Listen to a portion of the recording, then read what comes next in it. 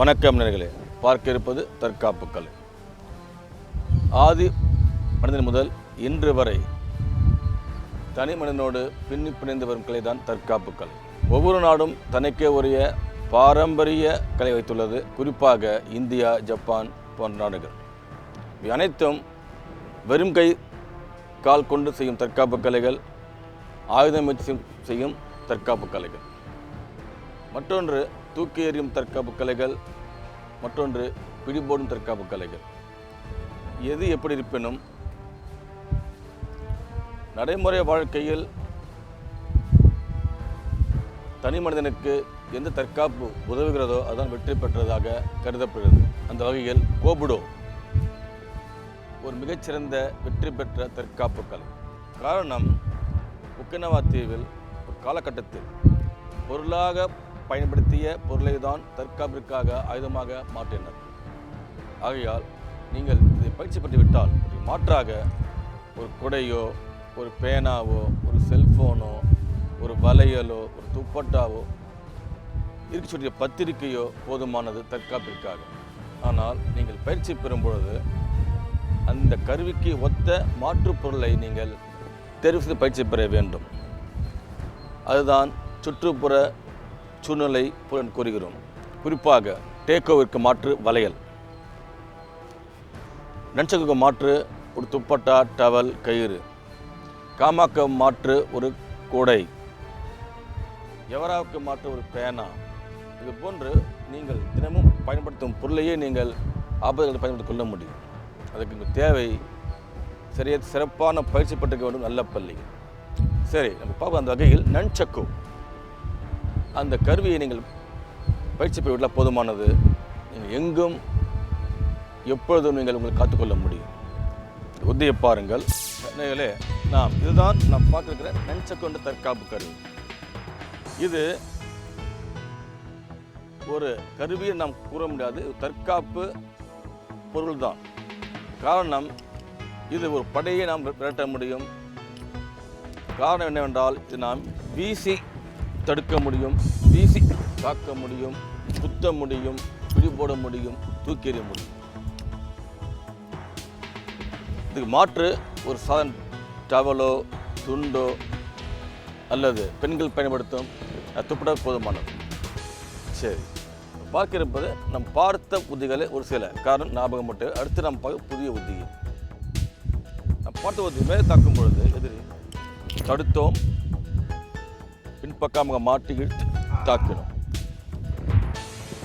அடுத்து பார்த்தது தடுத்தோம், உள்ளே சென்று நாம் பிடிபோட்டு தள்ளினோம். அடுத்து பார்த்தது மேலே தாக்கும் பொழுது தடுத்தோம், தள்ளி குத்து பார்த்தோம். அதுபோல் குத்து வயிற்று பகுதியில் தடுத்தோம், பார்த்தது. அடுத்து குத்தும் வயிற்று பகுதியில் தடுத்தோம், பின்பக்கமாக சென்று இதை இழுத்து நாம் தள்ளினோம். அதே போல எதிரி குத்து வயிற்று பகுதியில் தடுத்தோம், பிடி போட முடியும். அடுத்து பார்த்தது தடுத்தோம், இழுத்து தாக்கினோம். அடுத்து பார்த்தது தாக்கும் பொழுது தடுத்து சுழற்றி உள்ளே சென்று இது நாம் கடைசியாக பார்த்த புத்தி. சரி, பார்க்க இருப்பது ஒரு புதிய புத்தி.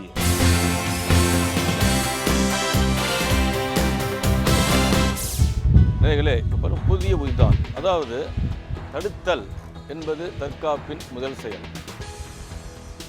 காரணம், தற்காப்புகளை பொறுத்தவரை முதல் தகக்கூடாது, நாம் தாக்குவது நம் நோக்கம் கிடையாது. ஆக அந்த வகையில் இது தாக்கும் பொழுது நாம் மேலே நாம் நின்று தடுக்க முடியும். இதில் ஒரு ஒன்று தடுப்பு என்றால் உங்களை நீங்களே சுழற்றிக்கொண்டு பின்னோக்கி சென்று தடுக்கும் பொழுது இதனுடைய தாக்குதல் பலவீனம் அடையும். நீங்கள் அவனை தடுத்து தாக்க முடியும் எளிதாக. இது நன்சக்கோ, போ, சாய் போன்ற அனைத்து உள்ள ஒரு உத்தி தான். காரணம், நீங்கள் சுழன்று பின்னோக்கி செல்லும் பொழுது எதிரினுடைய வலிமை குறைக்கப்பட்டுவிடும். இதை பாருங்கள். இதுமாதிரி தாக்க வரும்பொழுது சுழன்று சென்று தடுக்கலாம். எதிரி தாக்க வீழ்த்தப்படுவான். மறுபடியும் பாருங்கள், தாக்க வரும்பொழுது சுழன்று தடுங்கள், தாக்கலாம் கால் பகுதியில்.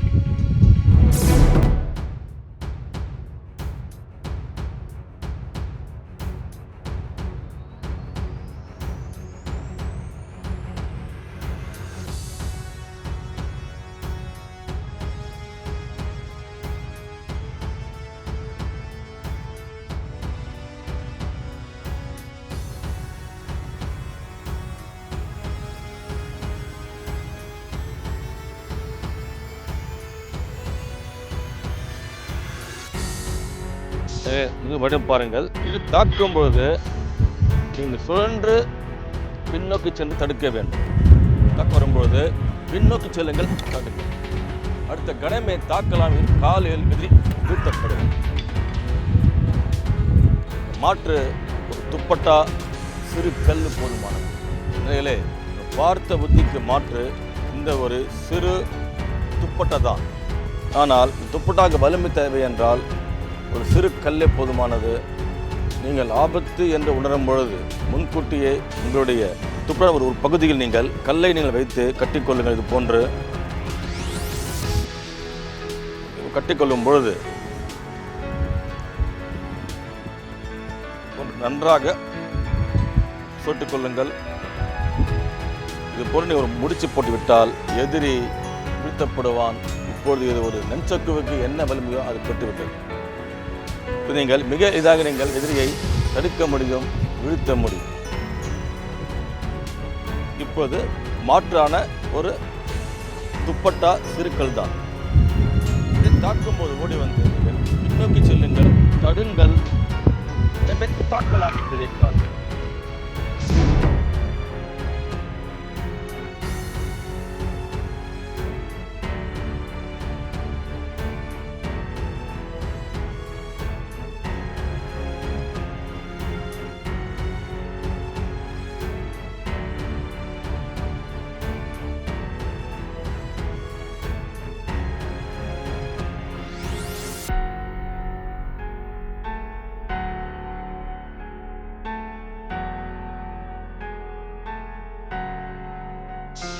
பயிற்சியை பாருங்கள்.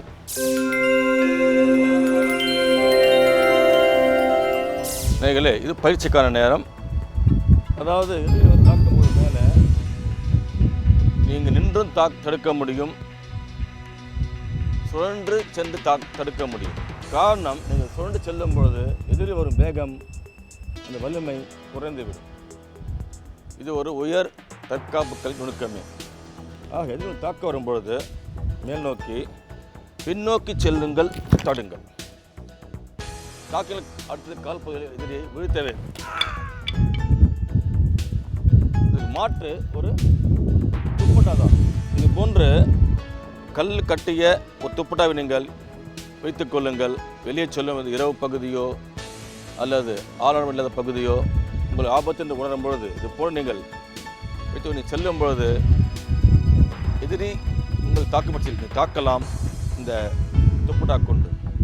அதே சமயம் நீங்கள் தடுக்கவும் முடியும். ஆக எதிரி தாக்கும் பொழுது மேலே பின்னோக்கி சென்று தடுங்கள், அடுத்து தாக்குங்கள் கால் பகுதி. பயிற்சியை பாருங்கள்.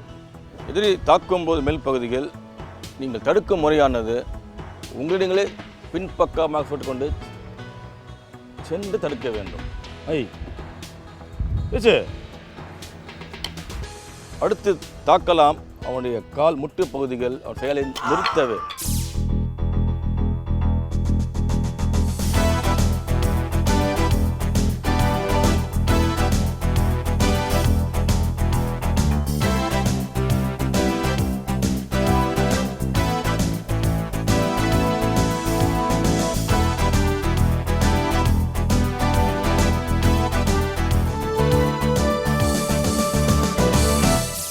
இதே உதவி செய்யலாம்.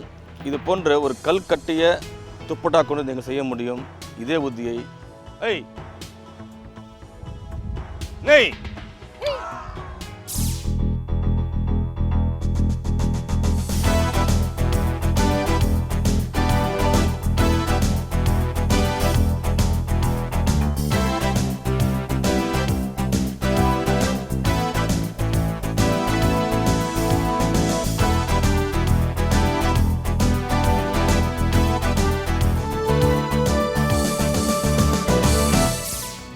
பார்த்தீர்கள், ஒரு சிறு துப்பட்டா, சிறுக்கள் போதுமானது.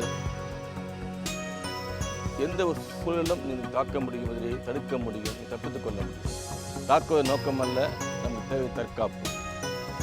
ஒரு எதிரியோ அல்லது ஒன்றுக்கு மேற்பட்ட எதிரியோ உங்களை சூழும்போது இந்த நன்சக்கு கருவியோ அல்லது ஒரு துப்பட்டாவோ உங்களுக்கு போதுமானது, உங்களை காத்துக்கொள்ள.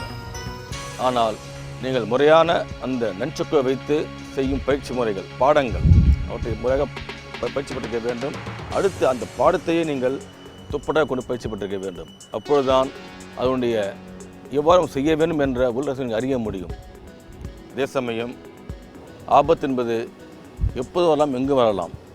அதை எதிர்கொள்ளும் வண்ணம் உங்களுடைய பயிற்சி அமைய வேண்டும். தேவை நல்ல பள்ளியில் சிறந்த பயிற்சி மட்டுமே.